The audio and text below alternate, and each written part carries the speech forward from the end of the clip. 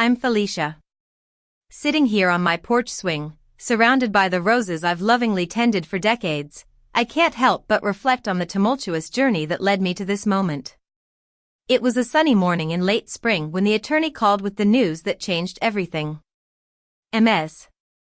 Felicia, your first husband from the 1980s passed away and left you $89 million. The words hung in the air, a stark contrast to the chaos that had consumed my life just a few months prior.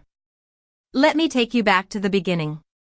I was 72 years old, living in a charming bungalow in Austin, Texas, a place I'd called home for 35 years. The house was a haven, filled with memories of family gatherings, lazy afternoons on the porch, and the sweet scent of jasmine that wafted through the air. My husband, Henry, was a quiet and steady man. We'd married in 1991 when I was 48 and he was 52. Our children were grown and had lives of their own, but we found comfort in the simple pleasures of our daily routine. My younger sister, Lily, had always been a part of our lives.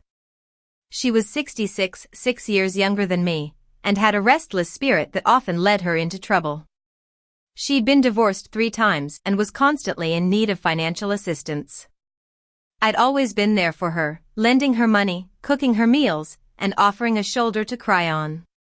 But looking back, I realize I was blind to the signs of her betrayal. There were small things at first, subtle changes in Henry's behavior that I tried to ignore. He started taking his phone with him everywhere, even to the bathroom. He'd come home from work smelling of perfume, and his laughter with Lily in the other room would suddenly stop when I entered. I told myself I was being paranoid, that I was reading too much into things.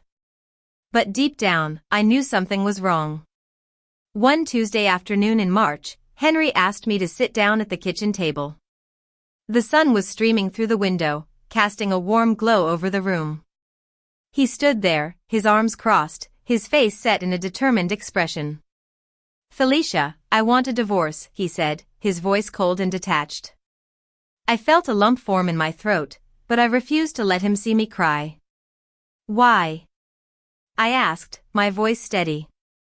"I've always loved Lily more than you," he replied, as if it were the most natural thing in the world. The room spun around me, and I felt as if the ground had been pulled out from under my feet. I'd spent 35 years building a life with this man, and in an instant, it was all gone. He told me that Lily would be moving in, and that I had 60 days to leave the house. I sat there in shock, unable to believe what I was hearing. How could he do this to me? How could I have been so blind? That night, I sat on the porch swing, watching the sun set over the horizon. The roses I'd planted along the fence were in full bloom, their sweet fragrance filling the air. I thought about all the memories I'd created in this house, all the love and laughter that had filled these walls. I knew I couldn't just walk away without a fight. The next morning, I drove to the bank before Henry was awake. I sat down with a young banker named Alex, who looked at me with a sympathetic expression. I asked him to print out the records of our joint accounts, and what I saw made my blood boil. Over the past 14 months, Henry had been transferring large sums of money to an account I didn't recognize. It was clear that he'd been planning this for a long time. I knew I needed to take action. I called my daughter, Emily, who lived in Houston.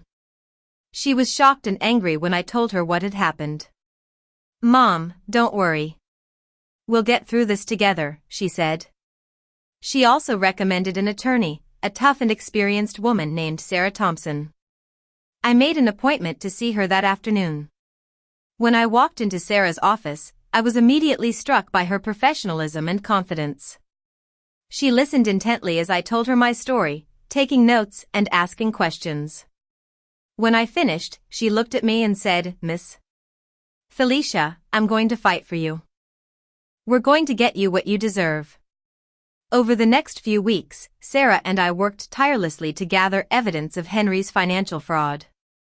We subpoenaed his bank records, phone records, and emails. We also interviewed witnesses who had seen Henry and Lily together. It was a long and difficult process, but we were determined to prove our case.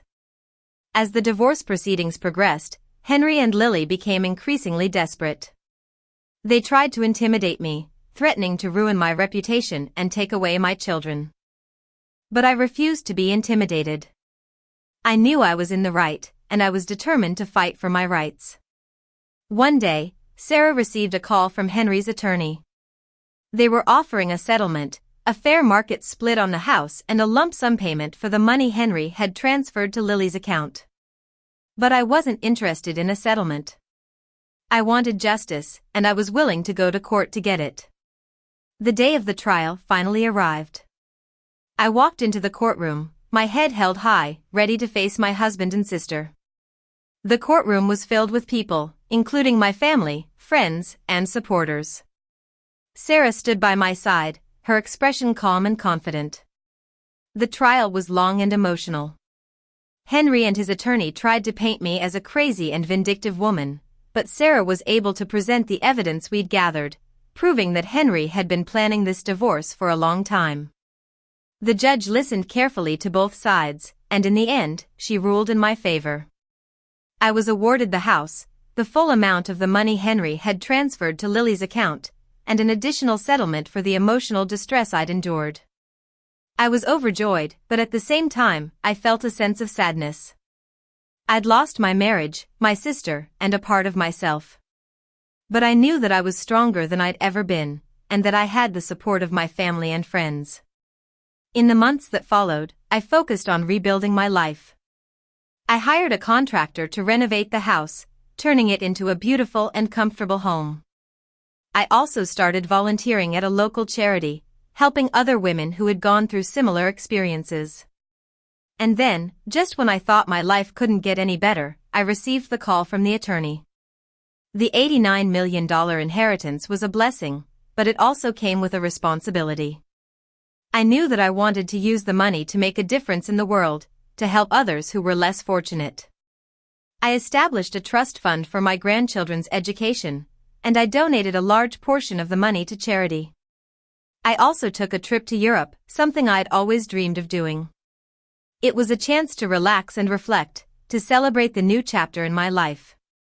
As I sit here on my porch swing, watching the sunset over the horizon, I can't help but feel grateful. I've learned that love without honesty is a performance, and that trust without documentation is a risk. I've also learned that it's never too late to choose yourself, to stand up for what you believe in, and to fight for your happiness. So, to anyone who is going through a difficult time, I want you to know that you're not alone.